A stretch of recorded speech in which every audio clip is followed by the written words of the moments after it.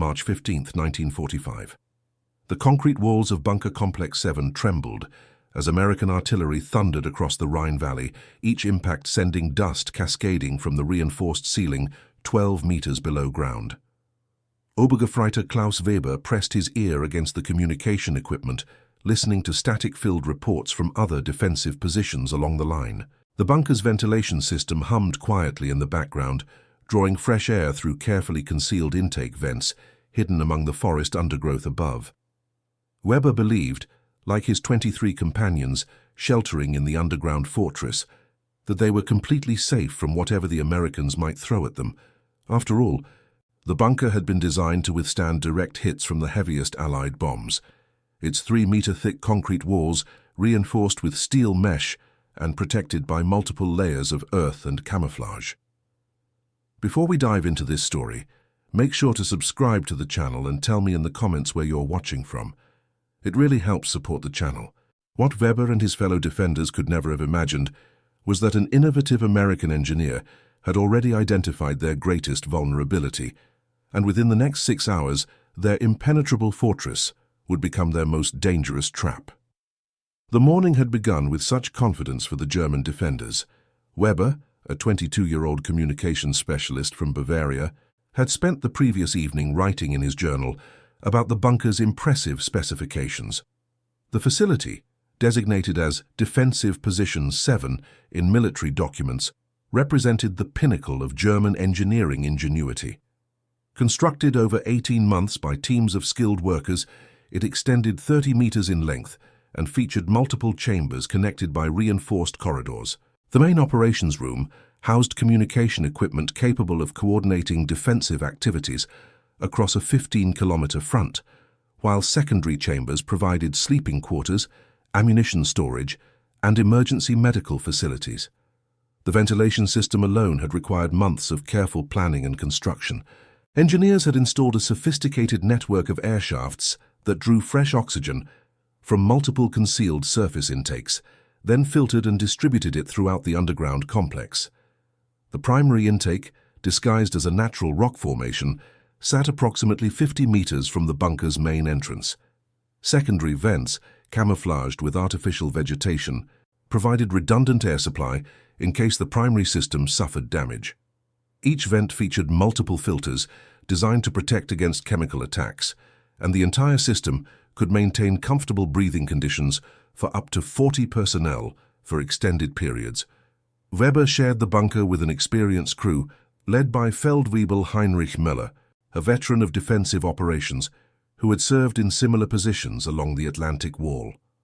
Müller, 31 years old and originally from Westphalia, had overseen the installation of much of the bunker's defensive equipment. Under his supervision, the crew had positioned machine gun emplacements at strategic points around the facility's perimeter. Though the weapons remained concealed beneath camouflaged covers, the bunker's designers had prioritized stealth over direct confrontation, believing that remaining undetected would provide better protection than engaging in open conflict with superior American forces. The crew included specialists from various technical backgrounds. Gefreiter Franz Hoffmann, an electrician from Hamburg, maintained the bunker's power systems and backup generators. Obergefreiter Johann Keller, formerly a metal worker in civilian life, handled mechanical repairs and equipment maintenance. The youngest member, Gefreiter Peter Zimmermann, barely 19 years old, served as a runner and general assistant. Though his quick thinking and attention to detail had already proved valuable during several challenging situations. As dawn broke on that March morning, the men settled into what they expected would be another routine day of observation and communication duties. The American advance had slowed considerably as it approached the heavily defended river crossing, giving the German forces time to establish strong defensive positions. Intelligence reports suggested that American engineers were still working on bridge construction several kilometers downstream, which meant the immediate area around Bunker Complex 7 would likely remain quiet for at least another week. Müller gathered his men in the main operations chamber for the morning briefing. The room, illuminated by electric lights powered by a diesel generator, featured detailed maps of the surrounding terrain mounted on the concrete walls. A large communication console dominated one corner, its various radio sets crackling with intermittent messages from other defensive positions. The air felt fresh and clean, thanks to the efficient ventilation system, a marked contrast to the cramped, stuffy conditions the men had experienced in temporary field positions earlier in the campaign. Weber adjusted the radio frequency, attempting to establish clearer contact with regiment headquarters located 15 kilometers to the east. Static filled the speakers before giving way to a clear voice transmitting tactical updates. American forces had been observed conducting reconnaissance activities along the river bank, but no major assault preparations had been detected. Artillery fire remained sporadic and appeared to be targeting suspected supply routes rather than specific defensive positions. The assessment concluded that current positions should remain secure for the immediate future.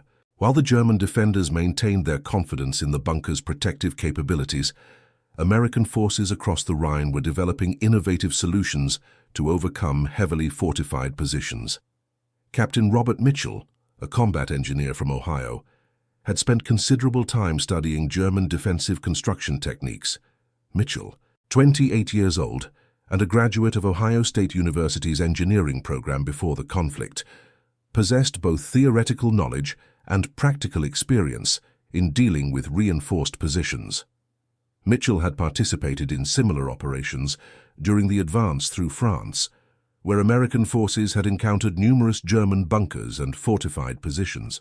Each engagement had provided valuable lessons about the strengths and weaknesses of concrete defensive structures. While these positions could indeed withstand tremendous punishment from conventional explosives and artillery, Mitchell had observed that they all shared certain vulnerabilities related to their air supply systems. The breakthrough in Mitchell's thinking had come during a previous operation near the Siegfried Line, where his unit had encountered a similar bunker complex.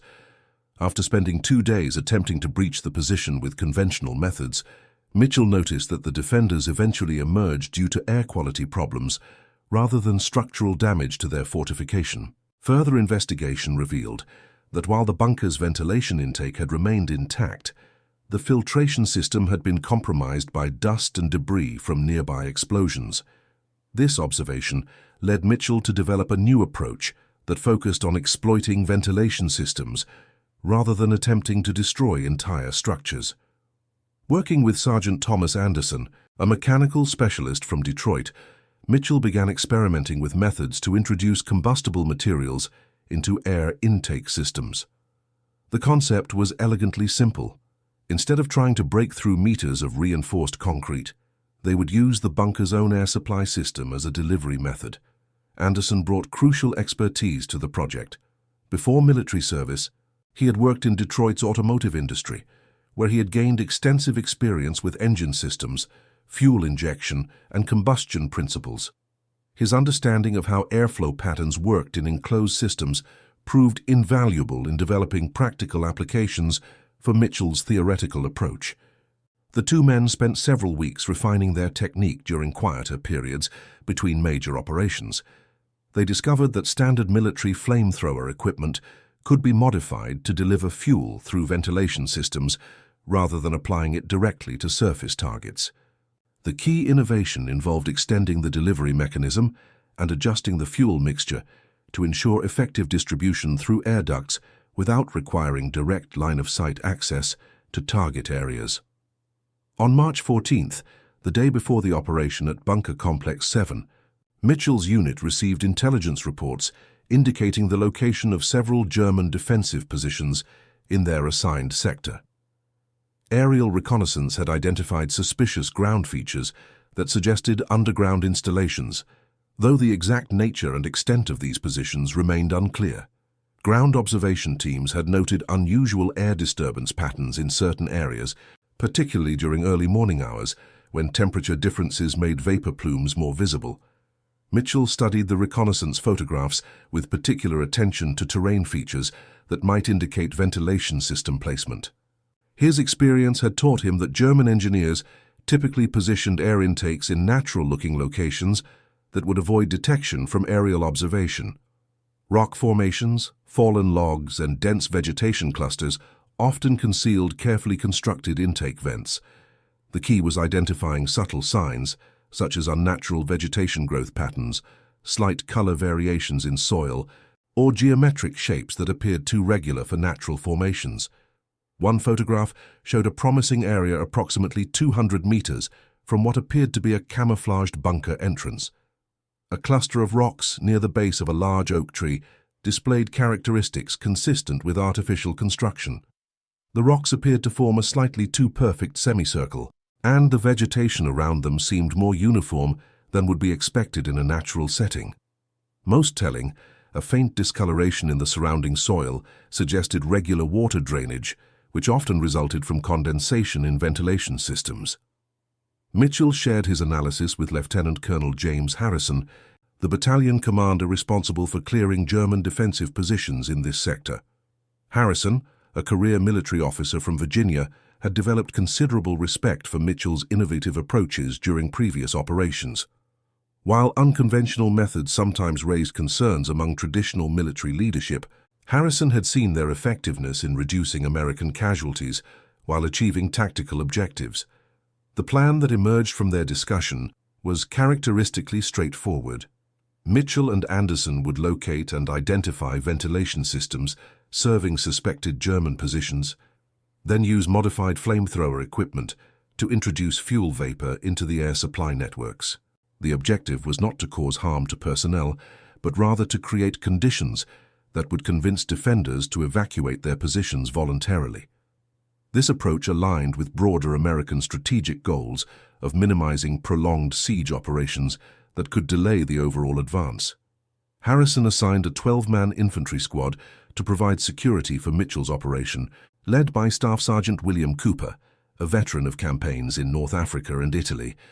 Cooper's men had worked with engineer units on numerous occasions and understood the importance of maintaining perimeter security, while technical specialists conducted detailed work. The squad included men with diverse backgrounds. Corporal David Murphy, a former forest ranger from Oregon who excelled at moving quietly through wooded terrain. Private First Class Robert Klein, whose experience as a mechanic made him valuable for equipment support.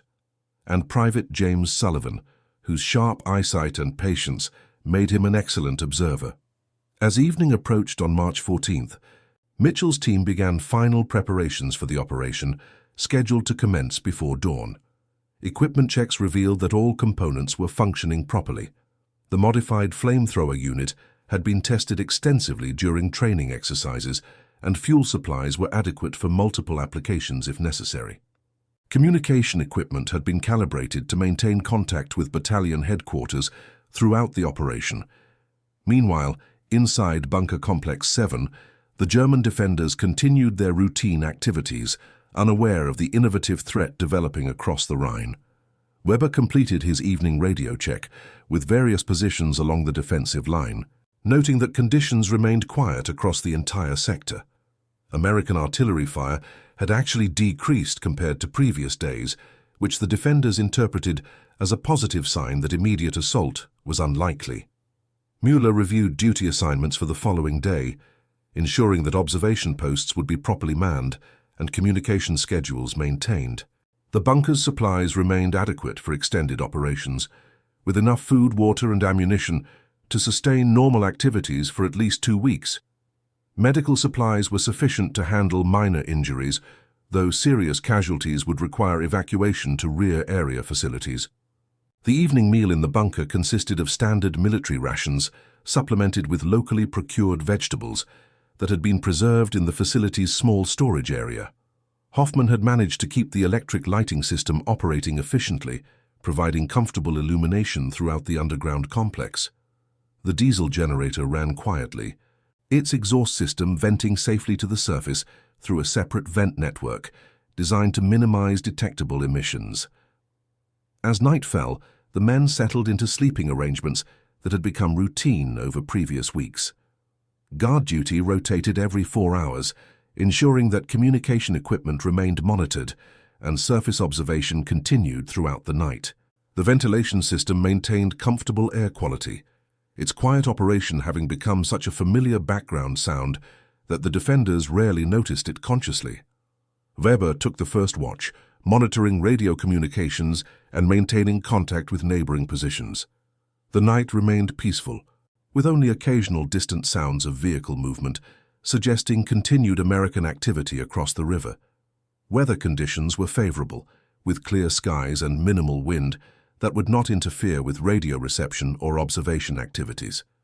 At approximately 3 o'clock in the morning on March 15th, Mitchell's team reached their designated starting positions.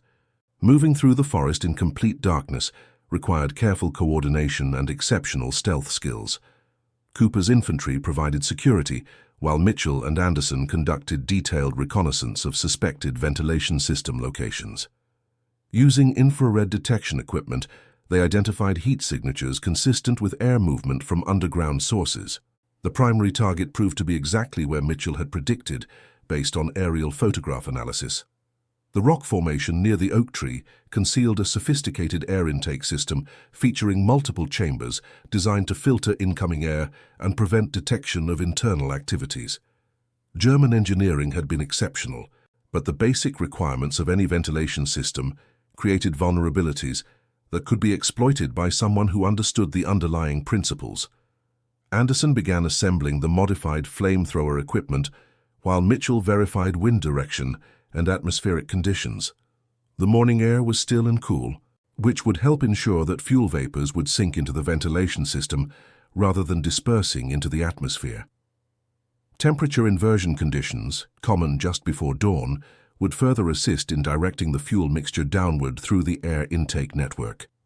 Inside the bunker, Weber noticed nothing unusual as he completed his communication duties and prepared to wake his replacement. The ventilation system continued operating normally, drawing fresh air from the surface and maintaining comfortable conditions throughout the underground complex. He recorded routine entries in the communication log, noting that all positions along the defensive line reported normal conditions with no significant American activity detected. At 4:30 in the morning, Mitchell gave Anderson the signal to begin the operation. The modified Flamethrower system activated smoothly, delivering a carefully controlled mixture of fuel vapor into the primary air intake. The fuel was specifically formulated to create dense, visible vapor that would be immediately obvious to anyone breathing the air, while avoiding concentrations that might cause serious health effects. The goal was to create conditions that would motivate voluntary evacuation rather than causing harm to personnel. Anderson monitored the fuel flow rate carefully, ensuring consistent delivery while avoiding overloading the system.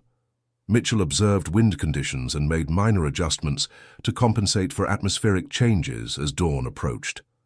The operation required patience and precision, as rushing could reduce effectiveness or create safety hazards for both American and German personnel. The first indication of success came approximately 10 minutes after the operation began, when Cooper's observers noted increased activity around what appeared to be the bunker's main entrance.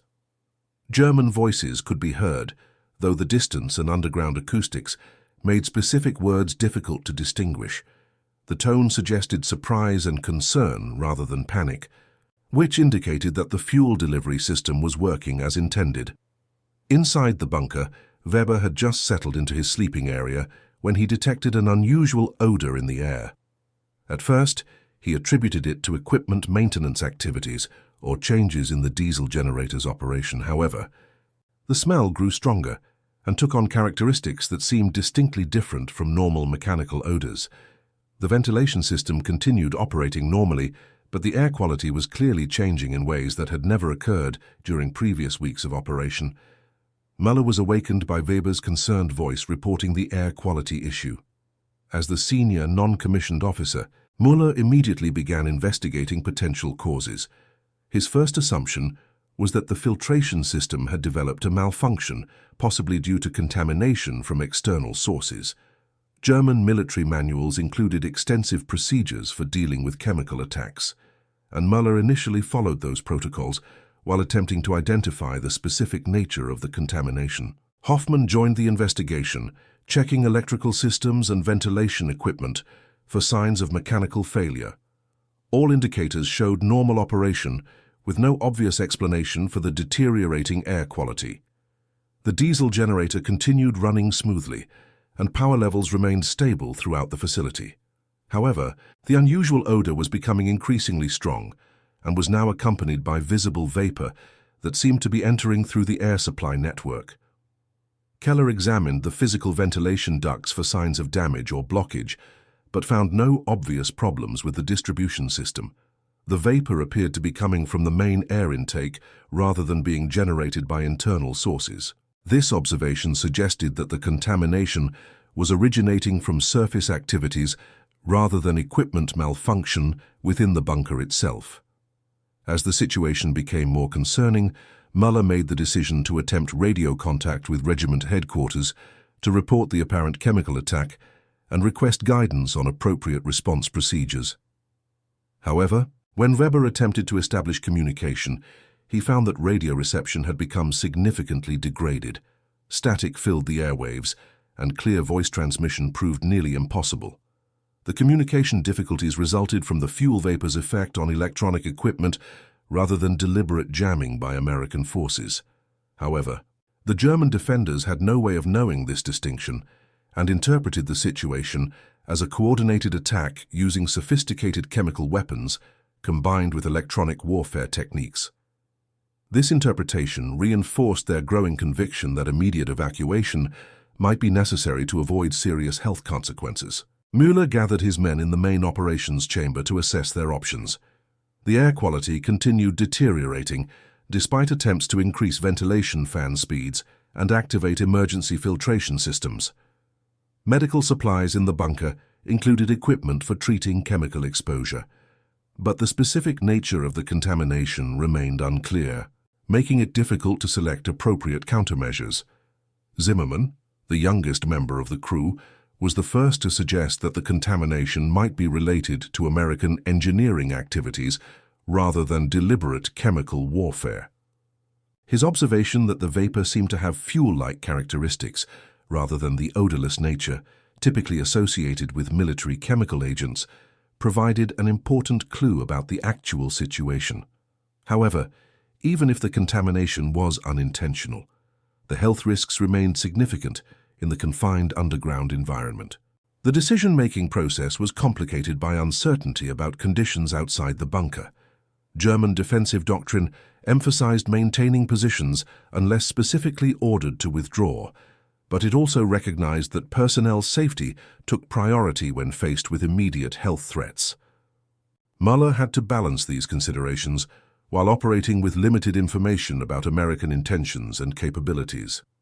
As dawn approached, visibility conditions above ground improved enough for Cooper's observers to maintain continuous surveillance of the bunker entrance. American forces had positioned themselves to monitor German response while remaining far enough away to avoid direct confrontation. The objective remained encouraging voluntary evacuation rather than forcing a tactical engagement that might result in casualties on both sides. Mitchell monitored the fuel delivery system, noting that vapor concentration in the air intake had reached levels that should be clearly detectable throughout the underground complex. Anderson made final adjustments to maintain consistent flow while preparing to shut down the system if German personnel began evacuating. The modified Flamethrower had performed exactly as designed, delivering fuel vapor efficiently without creating excessive concentrations that might pose serious health risks. Inside the bunker, the situation had become untenable. Despite attempts to seal off affected areas and rely on emergency air supplies, vapor concentration continued increasing throughout the facility. The fuel odor was now overwhelming, and several men were experiencing respiratory irritation that suggested prolonged exposure could lead to more serious health problems. Muller made the difficult decision to evacuate the bunker and attempt to reach alternative defensive positions further east. German military training included procedures for abandoning compromised positions, but actually implementing such procedures required considerable courage and leadership. The men gathered essential equipment and prepared to leave the underground complex that had provided security for previous weeks. The evacuation began at approximately 6 o'clock in the morning as early sunlight filtered through the forest canopy above. Muller led his men through the main entrance, moving cautiously while maintaining tactical formations designed to minimize exposure to potential American fire. Each man carried personal weapons and essential equipment, though heavy materials had to be abandoned due to the rapid nature of the evacuation. Weber emerged from the bunker, carrying the portable radio equipment that would allow continued communication with other German positions. Despite the stressful circumstances, he had maintained his professionalism and ensured that vital communication capabilities would not be lost during the withdrawal. Hoffman brought electrical tools and spare parts that might be needed to restore equipment functionality at alternative locations.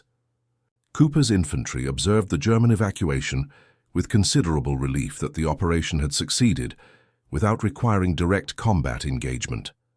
American forces maintained their positions while allowing the German defenders to withdraw without interference. The tactical objective had been achieved through innovative engineering methods rather than conventional assault tactics that might have resulted in casualties on both sides. Mitchell and Anderson shut down the fuel delivery system as soon as German personnel were clear of the bunker entrance. The operation had demonstrated the effectiveness of exploiting ventilation system vulnerabilities, providing valuable lessons for future encounters with similar defensive positions. Most importantly, the technique had proved that heavily fortified positions could be neutralized without destructive assault methods. As the German defenders withdrew through the forest, Muller reflected on the experience and its implications for defensive strategy. The bunker had indeed provided excellent protection against conventional attacks, but its dependence on surface air supplies had created a vulnerability that innovative opponents could exploit. Future defensive planning would need to account for such unconventional threats while maintaining the protective advantages of underground construction. The evacuation proceeded without incident, with German forces reaching alternative positions approximately 3 kilometers to the east by mid-morning. Regiment headquarters was notified of the situation, and temporary communication arrangements were established using surviving radio equipment. While the loss of Bunker Complex 7 represented a tactical setback, the preservation of experienced personnel ensured that defensive capabilities could be reconstituted at alternative locations. American forces secured the abandoned bunker complex by noon, conducting detailed inspection of its construction and equipment. Mitchell's technical assessment confirmed that German engineering had been exceptional in most respects, creating a facility that could have withstood prolonged siege operations using conventional methods. However, the sophisticated ventilation system that made extended occupation possible had also provided the means for innovative countermeasures. Documentation found in the bunker revealed extensive planning and preparation that had gone into its construction. German engineers had anticipated most potential threats and had designed defensive measures accordingly. The detailed technical specifications demonstrated the high level of skill and resources that German forces had invested in defensive construction throughout their occupied territories. The operation at Bunker Complex 7 became a significant case study for American engineering units operating against similar German positions. Mitchell's innovative approach was documented and shared with other units facing comparable challenges, contributing to broader tactical development that enhanced American capabilities throughout the final months of the conflict. The technique proved applicable to numerous subsequent encounters with fortified German positions. Analysis of the fuel delivery method revealed that success had depended on several critical factors beyond the basic technical innovation. Proper reconnaissance had been essential for identifying ventilation system locations, while atmospheric conditions had affected the efficiency of vapor distribution. Timing had also been crucial, as the operation needed to occur when German personnel would be present in the facility, but before they might detect preparation activities. The psychological impact of the operation extended beyond its immediate tactical results. German defenders at other positions became increasingly concerned about the vulnerability of their underground facilities, leading to modifications in defensive procedures and increased emphasis on alternative air supply arrangements. However, the fundamental challenge remained that any ventilation system capable of supporting human occupation would necessarily create potential access points for innovative countermeasures. For American forces, the success at Bunker Complex 7 demonstrated the value of combining technical innovation with traditional military capabilities.